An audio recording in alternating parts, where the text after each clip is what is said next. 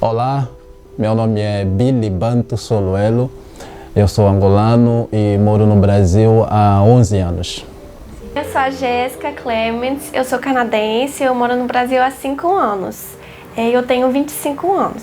Eu sou o Mauro Bini, eu sou italiano, vim da Itália em 1991. Meu nome é Brian Davi Rios de Oliveiras, eu tenho 28 anos e sou da Venezuela.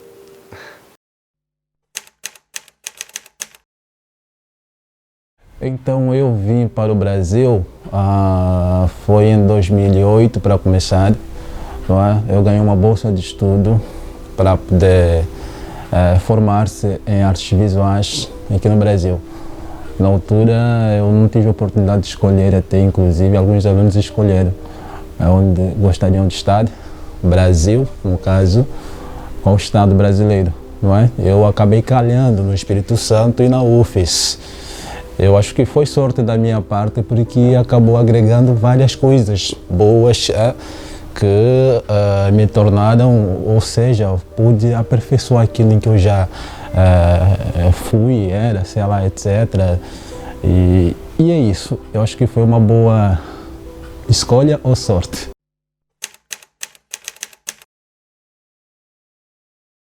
7 anos atrás, eu fui para a Inglaterra a motivo de intercâmbio e lá encontrei um brasileiro, que hoje é meu marido. Então a gente se encontrou lá, ele me visitou lá no Canadá, eu vim para o Brasil, eu fiquei 6 meses, mas eu não tinha me adaptado e eu decidi voltar para o Canadá. E depois de um tempo eu quis voltar e agora já estou aqui já faz 5 anos. Viemos para Salvador da Bahia, que era o lugar onde a gente ia ficar morando, e eu ia trabalhar nas pedreiras do interior da Bahia, no sertão baiano. Nasceu um primeiro filho lá na Bahia, depois nasceu a filha, isso me deu a permanência definitiva no Brasil, e pronto, depois continuou as minhas peripécias de ida e vinda nas pedreiras, tal, para cuidar dessas pedreiras, tal, até que em um certo ponto não deu mais certo a pedreira. Então eu tinha que voltar para a Itália. E naquele ponto foi a minha mulher que me incentivou a ficar aqui no Brasil. Não, você é bom, você faz isso, você faz aquilo. Montei a minha empresa e deslanchei aqui no Brasil. Quando montei a minha empresa, claro que montei uma empresa da qual eu tinha um know-how, né? Então, a minha vida toda sempre fui no meio das pedras, do granito e tal, na extração do granito. Então, qual estado melhor para morar a não ser o Espírito Santo, que é a referência nacional, né, da pedra, tanto é que nós temos aqui uma feira de granito que é a melhor da América Latina, tal.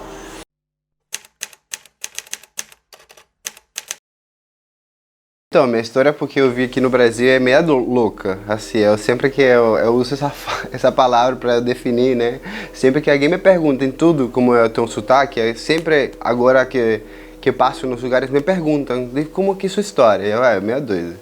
Aí, na verdade, eu vim pra cá porque eu fui pra um festival, o Rock in Rio de 2011. E aí eu vim com os amigos da Venezuela.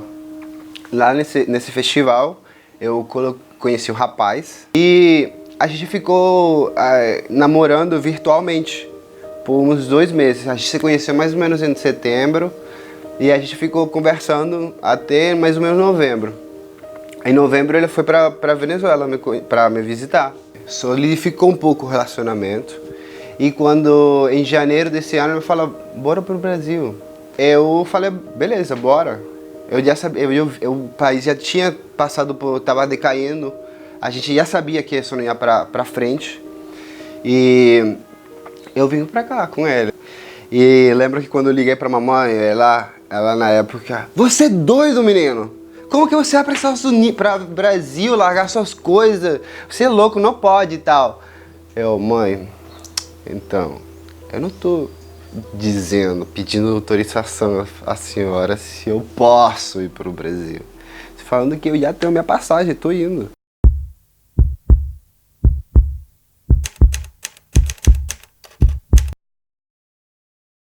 externar os sentimentos igual ao brasileiro faz, não existe em nenhum lugar do mundo. As pessoas aqui são muito de abraçar e tocar, né?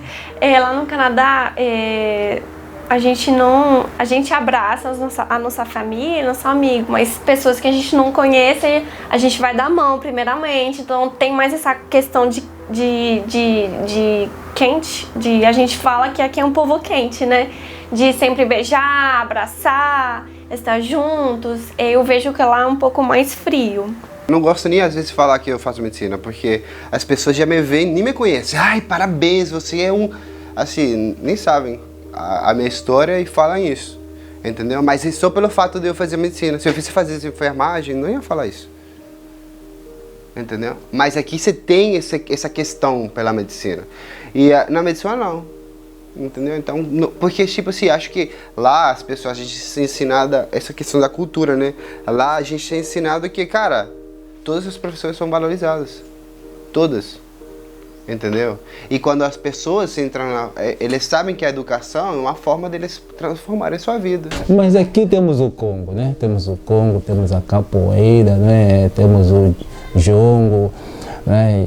E outras culturas, outras manifestações culturais assim importantes que precisamos fortalecê-las, né? Para a sociedade, para as gerações vindouras, para que se mantenha isso vivo. A lama me lembra algumas ruas de Paris também, né? Na época do Picasso, quando a gente lê um pouco na história da arte, a boêmia daquelas ruas noturnas de Paris. Um estado tão pequeno, mas tem uma diversidade tão grande. E quando você se encanta pela capital, porque ela é realmente atrativa, é bonita e tal, o sistema de saúde minimamente funciona, então... Mas quando você vai para o interior, você vê outras cidades, tipo Santa Teresa, Santa Maria, você vê a própria Domingo Martins, cara, que lindo. Não tem como não ficar apaixonado pelo Espírito Santo, entendeu? Você tem cachoeira, tem praia, tem dunas, tem tudo. O Espírito Santo me encanta, a gente, muito carinho. Mucha amistades, la ciudad muy bonita, las playas, muy bonito. He conocido Guarapari, San Mateo.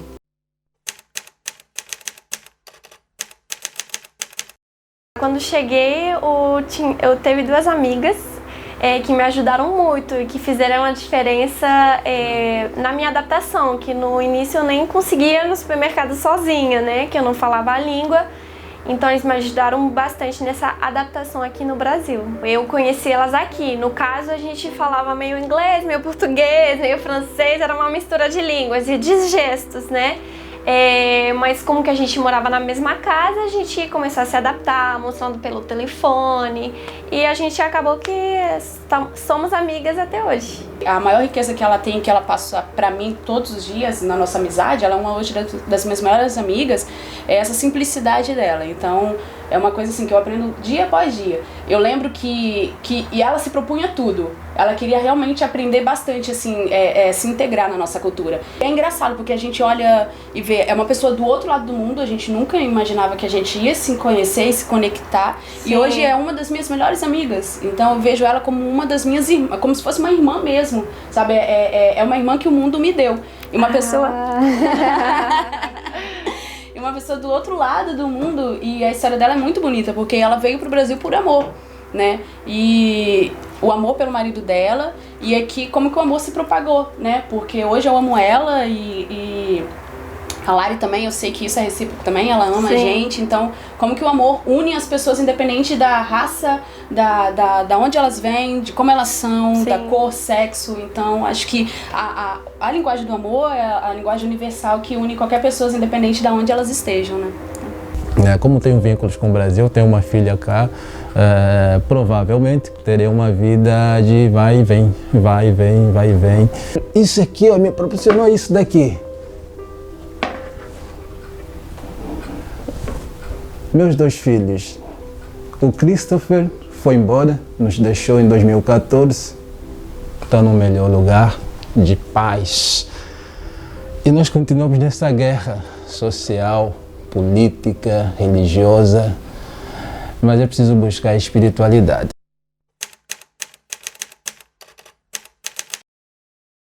Eu comecei morando em um quarto, onde eu cheguei aqui na Penha, e era dividir quarto.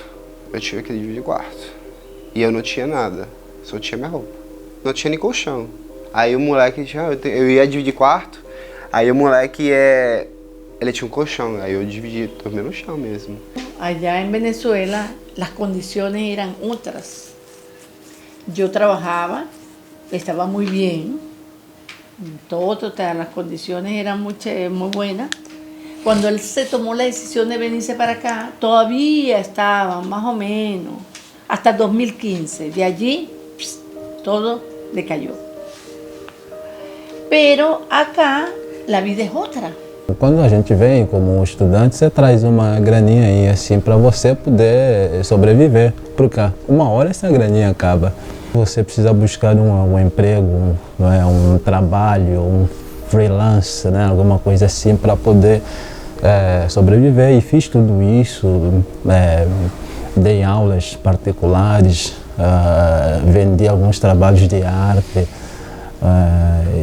E etc. Me virei buscando empregos por lá, por acolá, né? Alguma coisa assim. Eu dar aulas desde Angola, eu dou aula desde 2004, vim em 2008 no Brasil. Lá em Angola eu já dava aula de arte, em colégios e tal. Tem um ditado que diz: se me perguntarem o que eu fiz para o meu país, eu direi que eu dei aulas. Então, o Uber surgiu porque eu tava desempregado, aí comecei a fazer esse Uber e gostei, cara. Eu fiz me parece 3.000 viagens, uma média dessa, 3.000 viagens. Em 3.000 viagens devo ter tido 10, talvez, desavenças assim, com pessoas tal, que era impossível de lidar, né? Porque senão o resto foi tudo positivo, tudo muito positivo, experiências muito bacanas, as pessoas que curiosas para saber como é que era, como é que não era. Verdade, uma experiência muito, muito, muito interessante. Quando a Jéssica veio pra cá, na realidade eu morava com a Lari e com o Michael, né, que hoje é o marido dela. E aí veio pra cá e ela era muito novinha, ela tinha 19 anos, né? E a primeira questão foi a barreira da língua, porque ela falava francês, que é a língua primária dela, o inglês, eu não sei nenhuma das duas línguas, e a Lari também não, o único que falava era o Michael, só que o Michael, ele trabalhava, ele ficava uma semana fora, né, amiga? Isso. Então, tipo assim, às vezes ela ficava uma semana no começo, né, uma semana, 10 dias só com nós duas. Então a gente tentava, no começo, se virar Sim. mesmo. Ela falava inglês, francês, a gente tentava através de gestos. E por incrível que pareça, a gente se entendia. A gente conseguia se entender, mesmo nenhuma das três falando a mesma linguagem. Então a primeira barreira, que é a língua, quando a gente vê que quando as pessoas vão para outro país, a primeira barreira a gente já quebrou logo no início.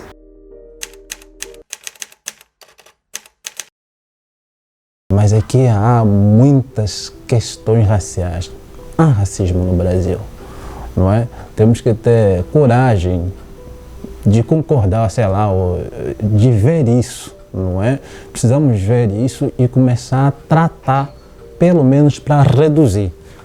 Estava uma vez num outro estacionamento, desceram umas 3 meninas e um rapaz assim. A menina correu rápido e falou para mim: moço, você tem isqueiro, você tem fósforo, isqueiro? Falei: você deve ter. Não, a menina falou: não, vai naquele moço lá, ele deve ter. Aí ela chegou e perguntou: moço, você tem isqueiro aí? Já tinha escutado a conversa de longe. Aí eu olhei para ele assim e falei: não tenho, mas eu tinha. Falei: pergunta à sua amiga lá, por que ela disse que eu devo ter? Não é que ela foi mesmo e perguntou: ah, não, moço, não, é porque você, né, você tem cabelo, não sei o que, não sei o que. Olha como é que associam as coisas. Todo rasta é fumante. E fazer uma malhação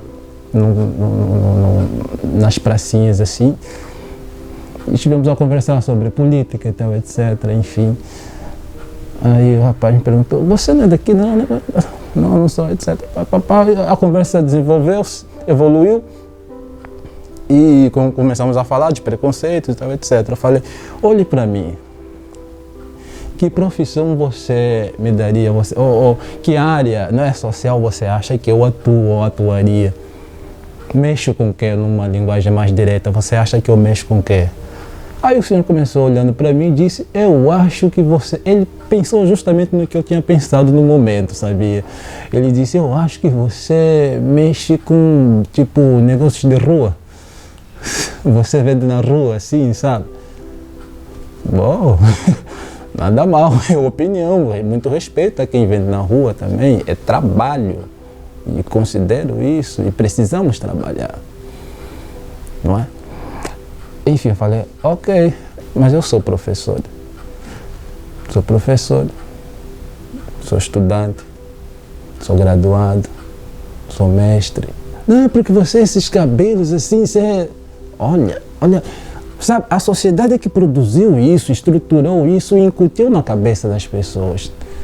Então a sociedade tem esse poder, a mídia tem esse poder também. A mídia acaba reproduzindo isso e não percebe que impacta nas pessoas. Isso acaba criando um estereótipo.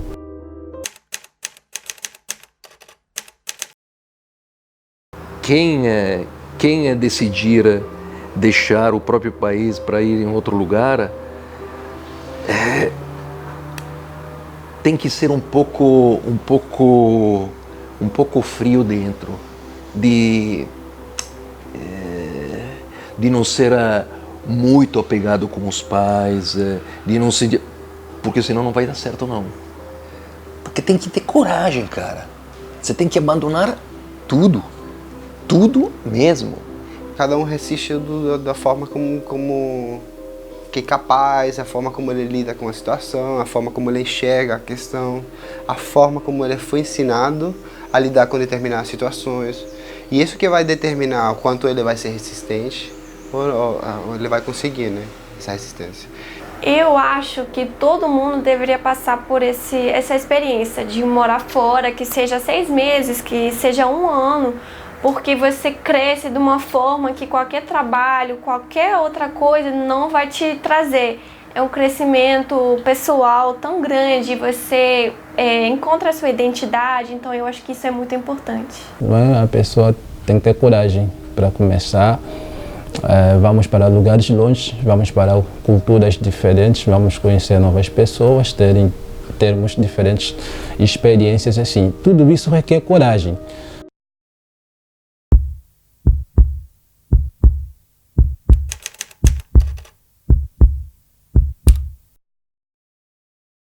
Agora, eu acabei adotando o Brasil como meu segundo país.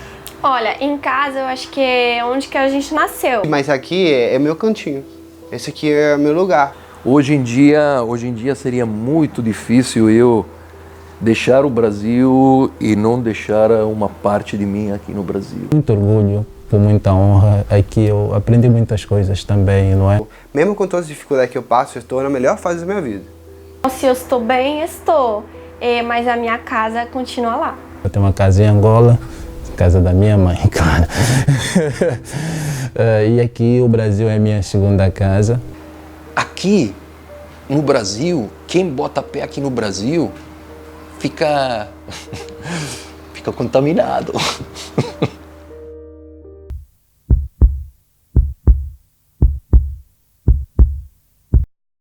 A casa é um coração, é um só, ou uma só. Aí chega o vosso documentário Casa, sabe? Achei isso iluminado.